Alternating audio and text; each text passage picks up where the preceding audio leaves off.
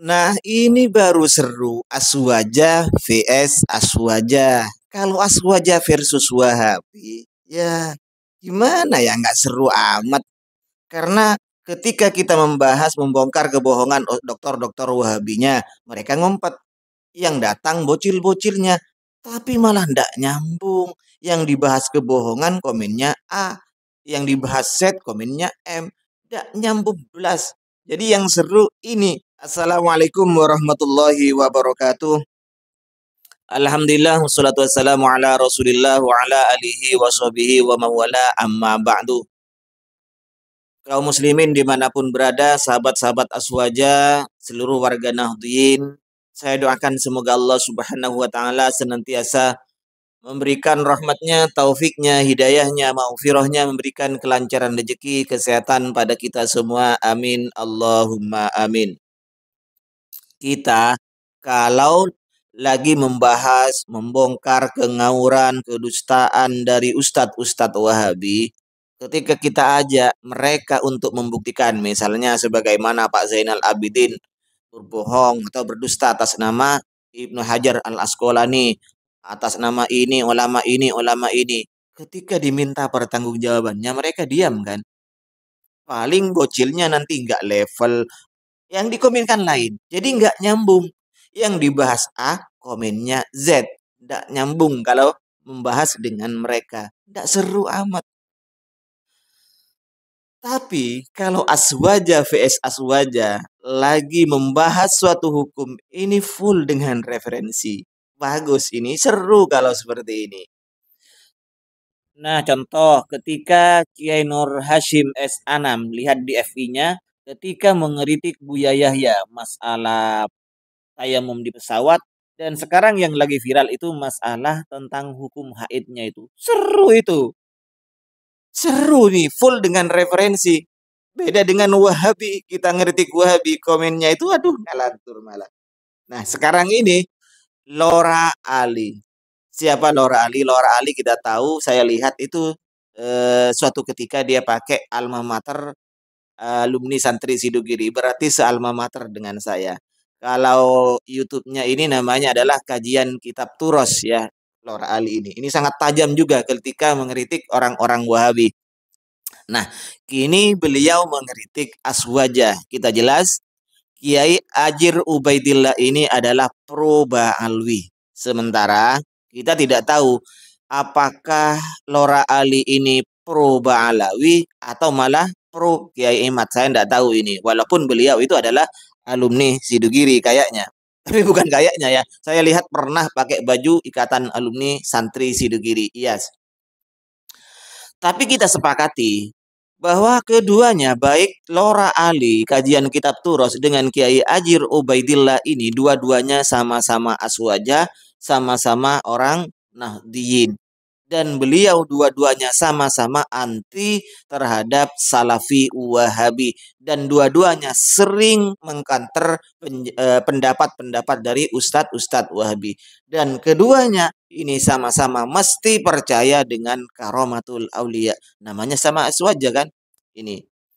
Nah, cuman dalam masalah ini, saya tidak tahu apakah beliau, Lora Ali ini di pihak tesis keimat atau malah yang antitesis pro Ba'alwi atau yang kontra, kami tidak tahu. Tapi yang jelas saat ini beliau begitu tajam mengeritik pembela Ba'alwi Kiai Ajir Ubaidillah. Kita tidak akan membahas masalah nasab-nasab penyapanya ya dulu ya. Kita poin pembahasan masalah kritikan Lora Ali terhadap Kiai Ajir Ubaidillah tentang mi'rajnya Faqih Muqaddam. Begitu tajamnya beliau itu, katanya Lora Ali ini mempertegas bahwa di kitab atau manuskrip yang dibaca oleh Kiai Ajir, Kiai Ajir kan ini begini, bahwa tidak ada penjelasan secara sore dari mana sumbernya bahwa mi'rajnya Faqih Muqaddam ini sebanyak 70 kali.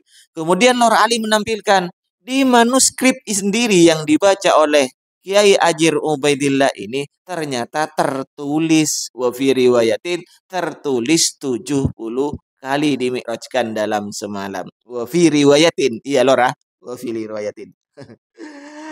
Oke, biar saya tidak ikut membahas, kita dengarkan ini sudah pernah diulas oleh teman kami Lora Zaini. Ini penjelasan beliau. Kemudian balik lagi kepada benar nggak kalau ditanya dari mana sumbernya.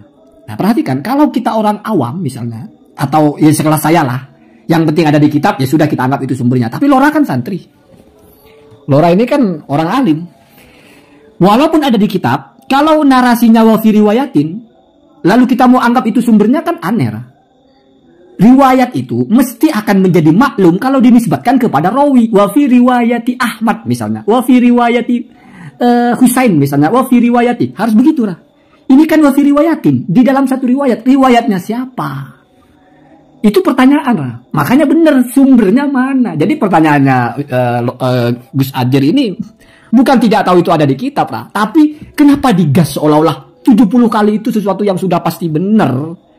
Padahal itu narasinya wa fi riwayatin, tidak disebut riwayatnya siapa. Jadi pengarang kitab Jawharus Syafaf itu juga tidak menyebut riwayat siapa yang 70 kali itu. Oke, misalnya nisbatul adat ini kepada Faqih Muqaddam. Jadi satu orang bercerita Faqih Muqaddam mengirimkan surat isinya aku dimi'rajkan orijabi sab amarrotin ulalailah 7 kali setiap malam. Ada orang lain bercerita lagi, Faqih Muqaddam berkirim surat, isi suratnya adalah orijabi aku dimi'rajkan ila sidratil muntaha kulalailah sab'ina marrah 70 kali. Nah berarti ini kan yang membawa berita ini kan yang merawikan itu. Jadi pengarang kitab Jawharus Syafaf ini mendapatkan riwayat, ada yang isi riwayatnya itu Faqih Muqaddam bersurat mi'raj 7 kali, ada satunya bersurat mi'raj 70 kali. Maka kenapa 70 kali ini digas, dijadikan bulian gitu? Yang kedua ini lebih menarik. Diprotes ketika Kiai Ajer ini membawa narasi tentang mi'rajnya Abi Yazid Al-Bastami. Kenapa diprotes? Karena berbeda. Apa bedanya? Kalau punya Abu Yazid Al-Bastami ini, ra'aitu fi manami, atau bil ikhtisar, mi'rajnya itu ruhan, secara ruh, dan dalam keadaan tertidur, bukan dalam keadaan terjaga. Sementara punya Faqih Muqaddam, urijabi ila sidratil muntaha, aku dimi'rajkan ke sidratul muntaha. Pertanyaannya adalah, memang secara narasi berbeda jelas. Yang satunya muqayyad, mi'rajnya itu yaitu yang naiman, keadaan tidur ya. Dan yang kedua biruhi, sementara yang satunya nggak ada batasan. Hanya urijabi, aku dimi'rajkan.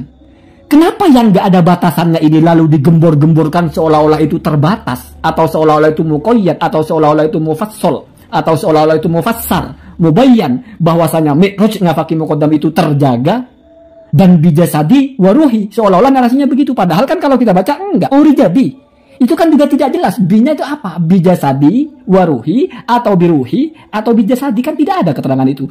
Kenapa dipaksa? Apa maksudnya dipaksa? Ya kalau kita dengar yang mengkritikkan, oh ini nyaingin Nabi. Jadi dipikirnya mi'rajnya seperti Nabi. Yakdotan, waruhan. Ya, jasadan, waruhan, yakdotan. Padahal narasinya kan enggak. Kenapa itu enggak dikritik? Jadi kalau mau main tajem-tajeman, narasi yang bentuknya itu masih ihtimal, ya, yaitu urijabi, tidak jelas, bijasadi waruhi atau biruhi saja. Kenapa dipaksa itu seolah-olah urija bijasadi waruhi? Sehingga ketika ada orang menganggap ini mi'rajnya ruh, disalahkan loh. Atas dasar apa disalahkan? Kan nggak ada biruhnya di situ. Iya, Anda memaksa bijasadi, ada nggak bijasadinya di situ? Kan nggak ada juga. Masa kita tidak paham bagaimana memahami sesuatu yang ihtimal, yang dilalah lah bahasanya.